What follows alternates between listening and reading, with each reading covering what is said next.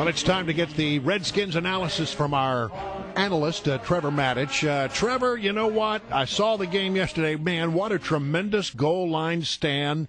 3 seconds left on the clock. The Redskins held the Chargers. They didn't score the goal. They had to take a field goal, and that tied it up. And then, in overtime, the Redskins came back and won the thing fair and square.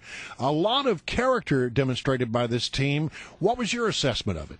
You know, that goal line stand, Brian, it was awesome. We might look back at the end of the season and see that as the turning point. I think you're right. Because the Redskins were clinging to just a slight lead. A touchdown, a field goal would have tied it and sent it to overtime. A touchdown would have given the win to San Diego. And they had, the Chargers, a first and goal at about the half-yard line. Yeah, like the 1 foot line. Right. They were inside the one. And they had time to run 3 plays before attempting a field goal if they failed. So the first play, they ran it right up the middle. The Redskins stuffed it. Said no. They threw it twice more. And here's what happens when that happens.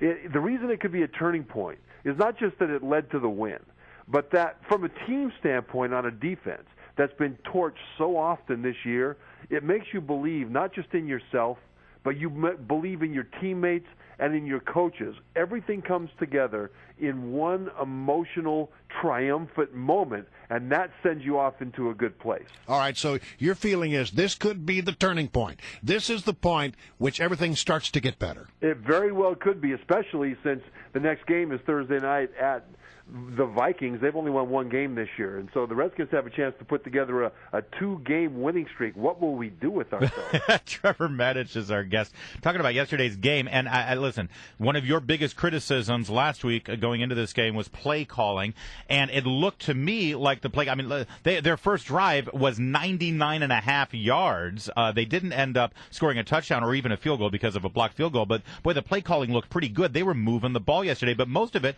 had to do with the ground game, right? Yeah, it sure did, and they script the early plays. And in this game, they scripted early a bootleg to move the launch point to roll the quarterback out, which we talked about last week.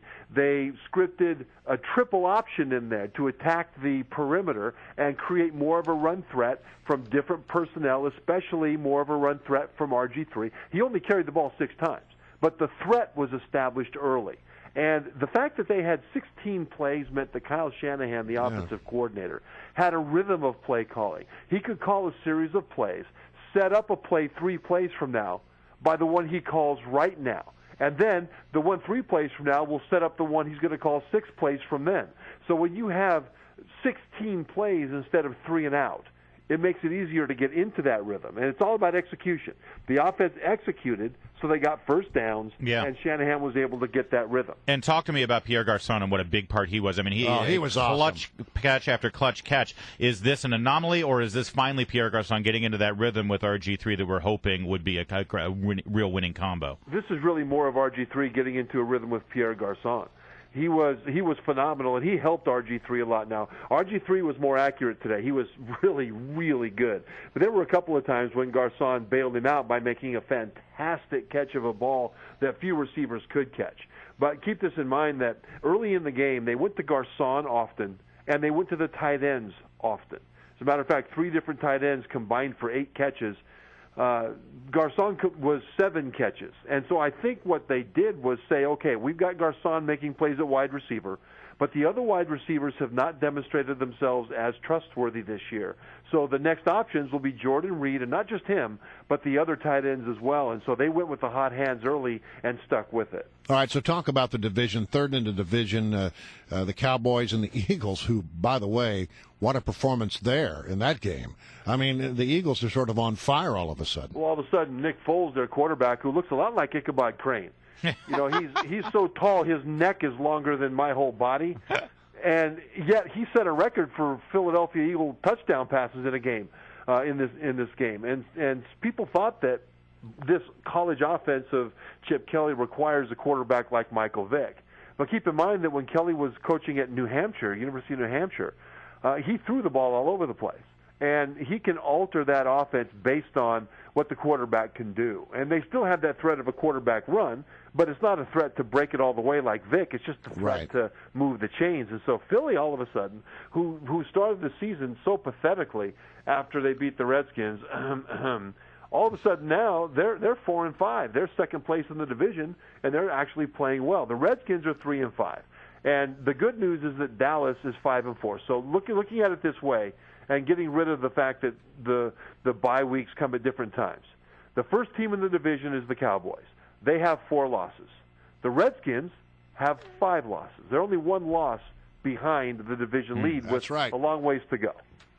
All right, so we will talk to you on Thursday. How tough is this, by the way, for them to have this short turnaround and have to travel to Minnesota for Thursday's game? It is tough, but it's tougher on Minnesota because they gacked away a win to the Dallas Cowboys in the final moments, and it's a lot harder to lose like that and then go into a short week even when you're at home. So I think the Redskins are looking good for this week. I think they're going to be sort of energized by that victory. That was a heck of a victory. And San Diego, they're a good team. Yeah. You know what? Yeah, and San Diego's defense, keep this in mind, that they entered this game 11 straight quarters without allowing an offensive touchdown. They didn't allow the Redskins an offensive touchdown in the first quarter. That made 12. That set a San Diego franchise record for consecutive quarters without allowing an offensive touchdown by the opponent. And the Redskins were still able to move the ball and score points in the last 3 quarters. So that's a big advantage, or excuse me, a big improvement over a really good defense.